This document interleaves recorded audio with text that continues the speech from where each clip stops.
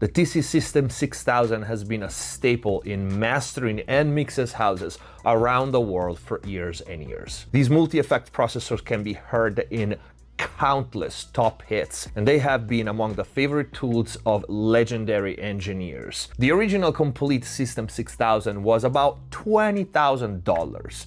So I am beyond happy that today we have not only the same exact algorithms, but also slightly improved in native plugin form for a lot less. Today we take a deep dive in two of my favorites and also arguably the more complex, the MD4 mastering processor and the VSS4 HT.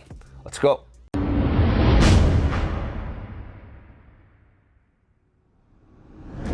All right, we are gonna start with the MD4, which is the more interesting, I wanna say, but also the more complex. So there's a lot to unfold here.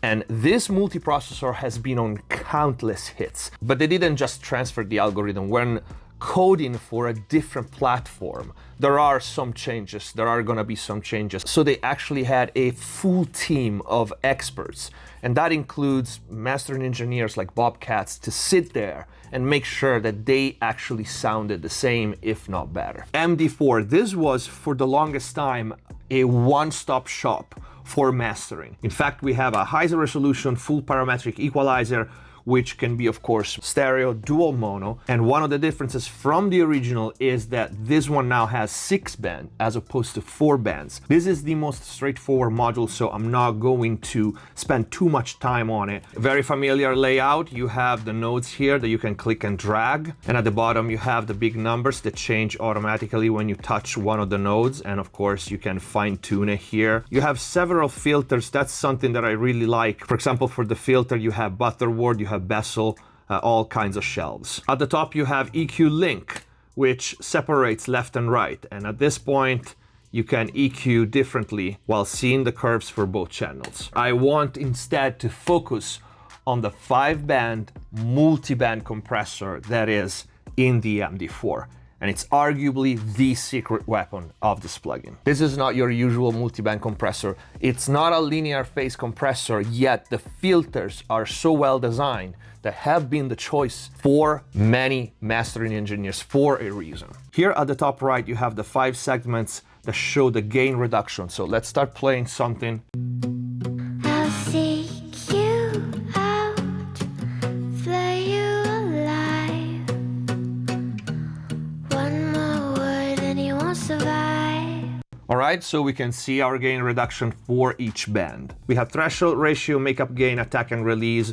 Up until here, everything is normal. And then below that, we have a defeat threshold and a defeat ratio, which we'll see in a minute. Below this, we have all the individual tabs to fine tune each individual band. For example, if we press threshold, we have the 5 individual thresholds. So let me show you. I'll seek you out, flay you alive. One more word and you won't survive.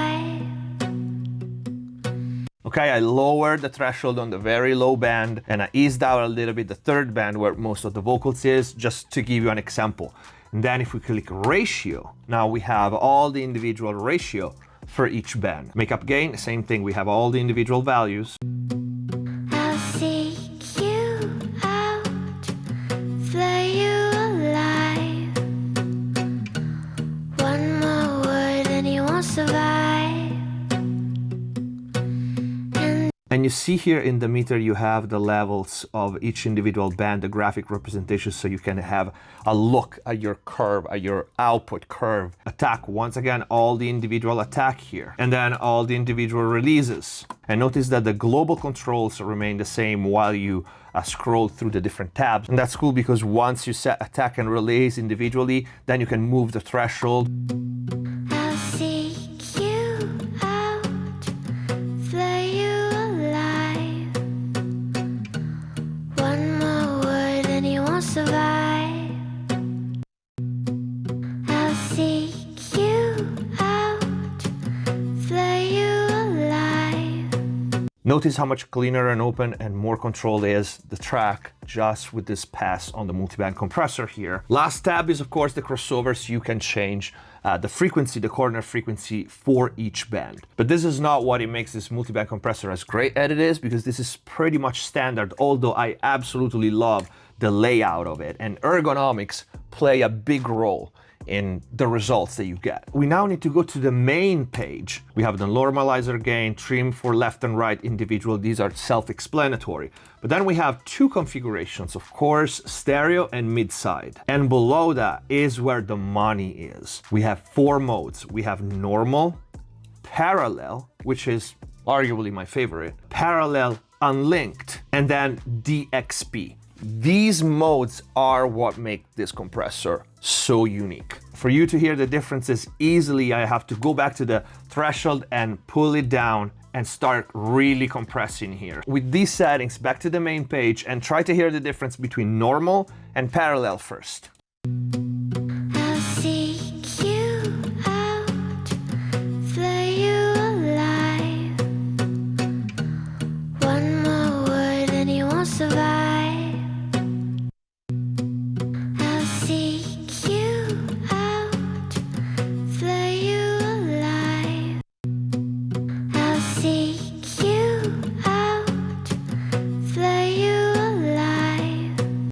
Okay, I'm gonna stop here because this, at least to trained ears, should tell a lot already. With normal, you have the normal behavior of compression. We hear this movement on the song, and I picked an acoustic song because it's easier to hear the overcompression and unwanted side effects, okay? And yet at the same time, usually you do want to control on acoustic songs, especially if it's a live performance like this one. You switch to parallel and it's so much more transparent, the action of it. All the low-level information is brought up, everything is steady, and at the same time, we don't hear the pumping effects, even if I'm obviously exaggerating the settings. Now, this is marketed, so to speak, as a mastering limiter, but this is one of the best plug-in compressor that you can use on vocals and bass because of this. So definitely try it on those applications as well. Then we have parallel unlinked, which is the next. Of course, this is self-explanatory. The parallel compressed signal is now applied independently from left and right. Now, this of course could cause, on paper at least, the stereo image to shift.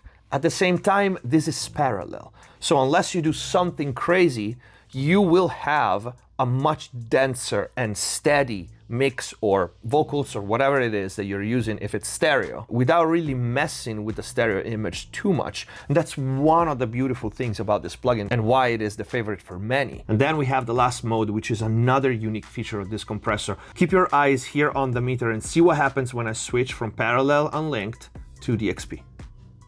The meters go all the way up. The reason because they go all the way up, it's because in this mode, you can bring up the low-level information without touching transient at all. This is great for acoustic, classical music, anything that needs the most transparent form of dynamic manipulation, I want to call it. It's not even control at this point, and density. And again, this works wonders on bass, on sustained long notes, like piano, for example, or strings. If you go back to the compressor tab, you will notice now that instead of ratio, we have a new control that is called Steer. And on the main page, we also have a reference level. These two are in combination. Let me explain it. Steer determines the slope and boost of that particular band. Bands hits unity gain, 0 dB gain, at the reference level. So low-level boosting only takes place below that level, and it's at the max below each band's threshold. I know it's a mouthful, let me show it to you. Keep an eye on the gain reduction so you have a visual representation of what's happening. I'll seek you out, flay you alive. One more word and you won't survive. And I'm not scared of your stolen power. I see right through you any hour.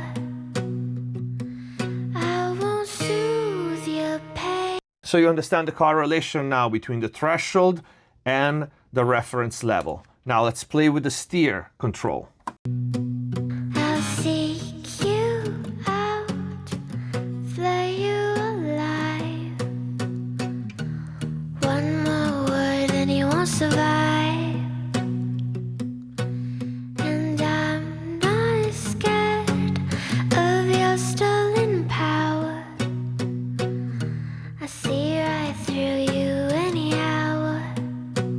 You will need to experiment on your own on various material to really get a hold of how these controls work. I just want you to focus right now on how transparent the action of this multiband compressor is. I want to stress this because multiband compressor, you always hear the action of it. Whether it's the crossovers, whether it is the action, there are very few multiband compressor that are this transparent, even in linear phase mode. And I argue with linear phase mode because then you bring up pre-ringing and some other things. Of course, it comes without saying that if you click on steer here or steer at the bottom, you have all the individual control for this. Then we have the defeat ratio and threshold. Again, keep your eyes on the meter in here, and specifically at the top, you will see blue lights lighting up. Of your stolen power, I see right through you any hour. I won't soothe your pain, I won't ease your strain. You'll be waiting in vain. I've got nothing for you to gain. Taking it slow, feeding the flame, shuffling the car. The feed and defeat thresholds define at what level the compressor returns to 1.1 compression, below the typical action level of the compressor, and for example, to keep the lowest signal and noise level of the track constant. The defeat threshold is used in combination with the defeat ratio to expand lower levels. The blue LEDs indicate that the compressor has returned to the expansion at low levels. This is basically an automatic multi-band fader writing. That's how transparent, if you set it correctly, this is gonna sound. And again, this is a great tool for mastering, but has been used on Prince vocals and many others, single tracks and groups. So don't put it in a mastering box and don't use it for anything else. This is a great mixing tool as well. There's more. Of course, we can go in mid-side like we said, and we now have here mid and side independent. You out, flay you alive. One more word and you won't survive. And I'm not scared of your stolen power. I see right through you any hour. I won't soothe your pain. And then going back to the main page again, of course we have a low cut here starting at 2 Hertz, but then we have the detector crest here. This of course changes the detection and by consequence the action of the compressor from RMS levels, so it will react to the long-term energy, the average energy of the track, fully variable all the way down to peak, so it will react to every single fast events in the waveform. Okay, we talked about this, other compressors have it. This was probably the first one to have this function. And of course you can go in between 6 dB, 10 dB, 12 dB, all the way up to RMS. And this changed dramatically. We've seen this in other videos. I'm not gonna change anything, so I'm gonna leave the threshold as is, and I'm just gonna move the detector. Look again at the gain reduction meters. I'm gonna go to normal so you can hear this different a little more. You out, flay you alive. One more word and you won't survive. And I'm not scared. Okay, again, depending on what are you treating, whether it's different genres for a mix or single tracks, the detector crest is a vital control to have. Lastly, we have the output section. And here we have a limiter gain, a soft clip, and a limited threshold, plus different profiles. We have a dynamic profile, all for the limiters. We have soft, we have universal, we have loud, and we have voice. So again, not only for mastering. Your limiter meter is right here, and for now I'm gonna leave the clipper off, and we're just gonna pull down the threshold level. Before we continue, if you enjoy the videos, please subscribe and hit the notification button. And if you really wanna learn how to mix and master professionally, click the join button down here, become a MixBus TV member, access the already big and always growing library of full mixing courses, start to finish, mastering courses on many different genres and a lot more. If you like the video, you wanna support the channel, either grab some merch or use the super thanks down here. Let's go back to the video. Like Ed Gein, I'm that mean. That beats, I beat the dead with the dead cheap cold feet. Like cop killers meeting police. An MC rockin' tree, MMC 365 days. My mind sideways. My third eye rocks a triangle. I work a mad angle. My muscles are optimal. Rock a few. If you spot this dynamic dude, fuck a crew. Me and Pete will fucking do. Belgium overall. The temple of ball. Never break, never fall in for the long haul. Kings of chaos, titans of terror. Say my name 5 times in the mirror and I appear. You get shook with the right hook. Bend. Okay, so immediately you hear the differences between the limiter's profiles. Dynamic soft, which is the most transparent, the universal, it's kind of the least favorite of mine. Loud is really, really good, and voice it would be more suited for single tracks, but you can work on a master, on a full mix just as well as others depending on the material. So this limiter don't see it as your heavy duty limiter, like the heavy lifting limiter, like other limiters are. This is a precision limiter and was at the beginning intended almost like you use a limiter for a PA on a live show. It was intended just to prevent sporadic peaks to go over. Okay, so this is not the kind of limiter that you push 2-3 dB constantly on the material. You can do it, it's not gonna sound bad, but that's not the intended original use of this limiter. Then we have the soft clip, which gain reduction meters are gonna be orange here. Like Ed Gein, I'm that mean. That beats, I beat the dead with the dead cheap cold feet. Like cop killers meeting police. An MC rockin' tree, MMC 365 days. My mind sideways. My third eye rock. Okay, in this case I'm barely hitting it, and I can push the limiter gain to push more into the soft clip. Like Ed Gein, I'm that mean. That beats, I beat the dead with the dead cheap cold feet. Like cop killers meeting police. An MC rockin' tree, MMC 365 days. My mind sideways. A quick word about the differences between Brickwall HD, MD3 and MD4 limiters and clippers. The Brickwall HD, MD3 and MD4 share a recently updated limiter algorithm. Brickwall HD has all the parameters available for the limiter and 3 soft clipper profiles. MD3 has peak and true peak limiter and only manual release, and MD4 has a true peak limiter and only profile-based adaptive release times. MD3 and MD4 have only 1 soft clipper profile, which is the original System 6000. And then of course you also have a compare enable, so you want to compare the gain with and without. Like Ed Gein, I'm that mean.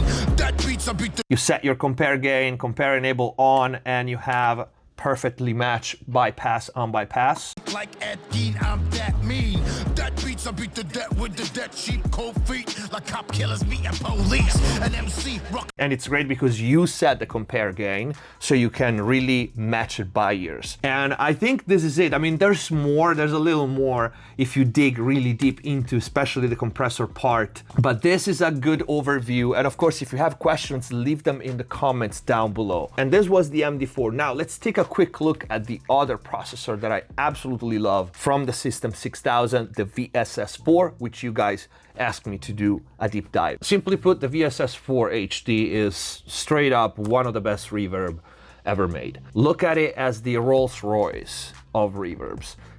Pristine quality, high resolution, extremely realistic spaces.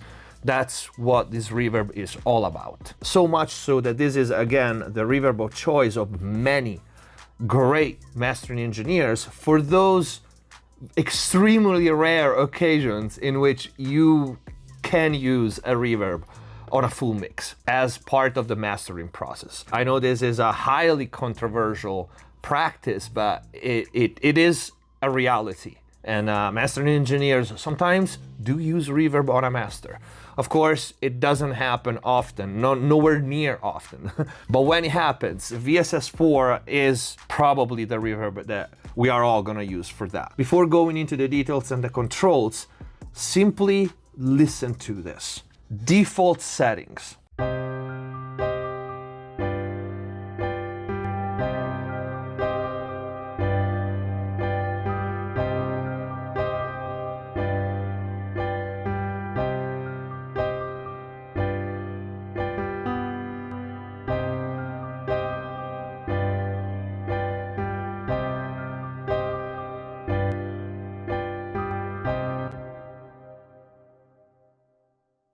And I wish I could record this video at a higher sample rate and feed you the audio on a higher sample rate so that you could really appreciate how beautiful the tail of this reverb is. This was default settings on a piano that without it, it doesn't even sound that great, and it's coming out from straight from a VST. So let's quickly take a look at the controls. So we have the main page where we have the master decay, high cut, reverb size, reverb width, reverb delay, and pre-delay. These are all parameters that are pretty self-explanatory. One of the beautiful thing and the thing that I love the most about this reverb is that it allows you to really fine-tune the early reflection independently from the tail. In fact, all these red knobs here are for the early reflection. You can see master early reflections here. So I'm gonna try to exaggerate and lower the decay so you can hear these early reflection a little better. We have early decrease, early start, early stop, high color and low color. So I'm gonna make them, first of all, I'm gonna add a little bit of pre-delay and I'm gonna start playing with the color.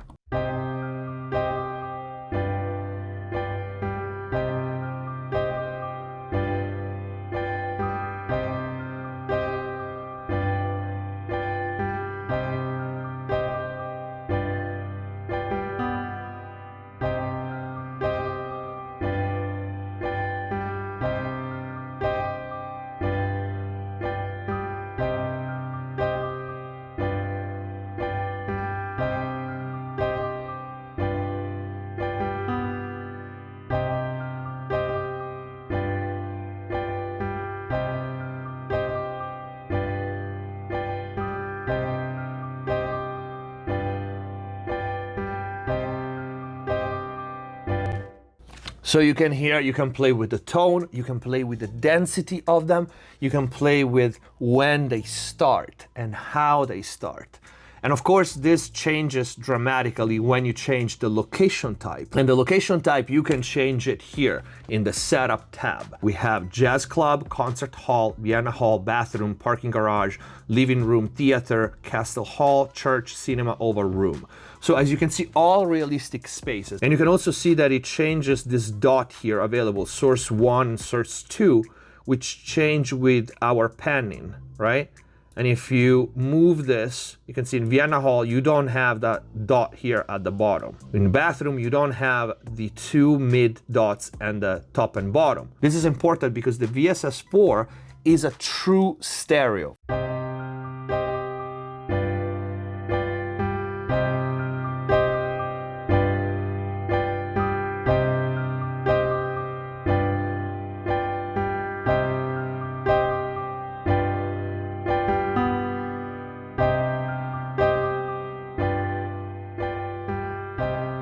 Let's change location types.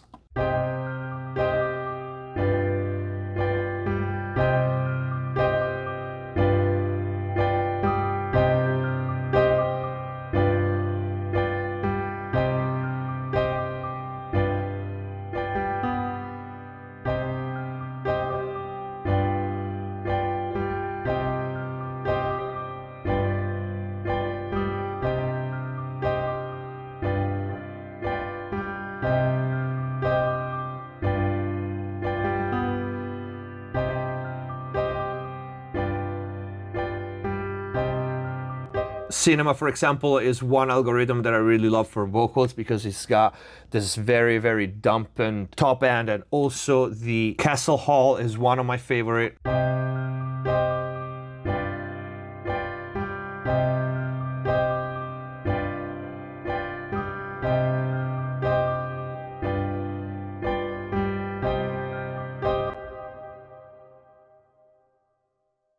Another control that will drastically change the sound of the reverb is the size here. But this is another important control that, along with the source panning, will help you place things in the mix.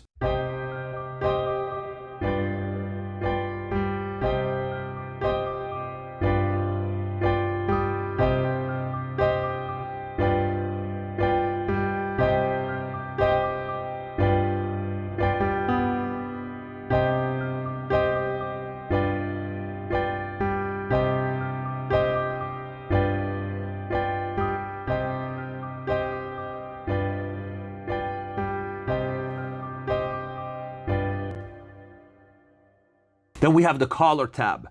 Here we have our low cut, low dampen, high cut, and high soften, which can go from default, -50 and +50. I'll start with no high cut. Now the day bleeds into nightfall, and you're not here to get me through it all. Let my guard down, now you pull the rug. I was getting kinda used to being someone you loved. And I'm purposely using the parking garage, which is the brightest of all. And you can hear the action of the high soften when I move it from +50 and -50. But of course, it's key to cut the top end on, especially on reverb. So let's hear these two in combination. Now the day bleeds into nightfall, and you're not here to get me through it all. Let my guard down, now you pull the rug. I was getting kinda used to being someone you loved. And then we start playing the low decay, low mid decay. So we have a decay for all the bands, 4 bands in total. Now the day bleeds into nightfall, and you're not here to get me through it all. Let my guard down, now you pull the rug. I was getting kinda used to being someone you loved. So you can really adjust the tone of your reverb. And here's one extra trick. Automate these 4 decays. That creates some really unique spaces. The gloss panel has the reverb type, which can be colored or normal. The modulation type, which can be left and right, front or rear diffuse, which is really great. Front or rear subtle, front rear normal, default, off, or clockwise, so you can have a circle type of modulation, and that's why again it comes into play the positioning of the source again. Moderation rate and mod depth. Let's try it on a guitar.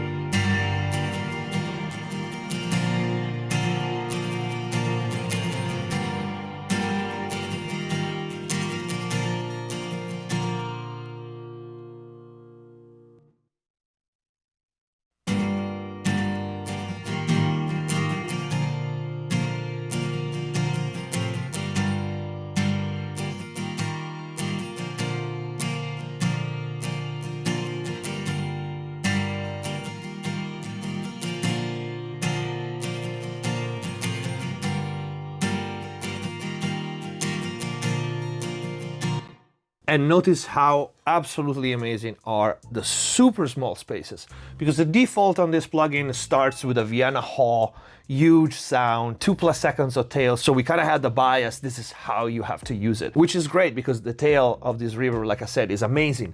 But I personally find it even more amazing in super small spaces, which is really, really hard, because small spaces is usually when I personally hear the limit of certain reverbs, because you have all these delays one next to the other, and comb filtering and weird metallic artifacts start coming into play.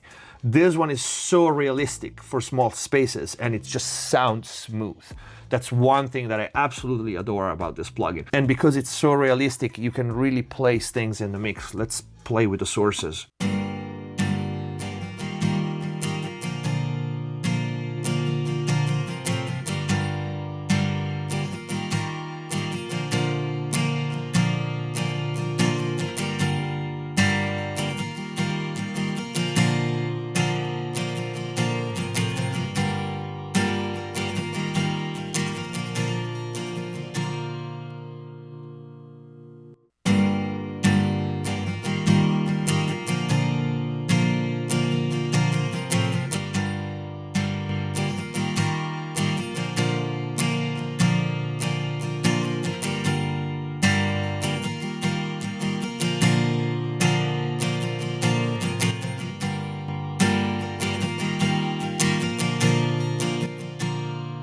it doesn't happen often that a reverb helps you placing something more up front.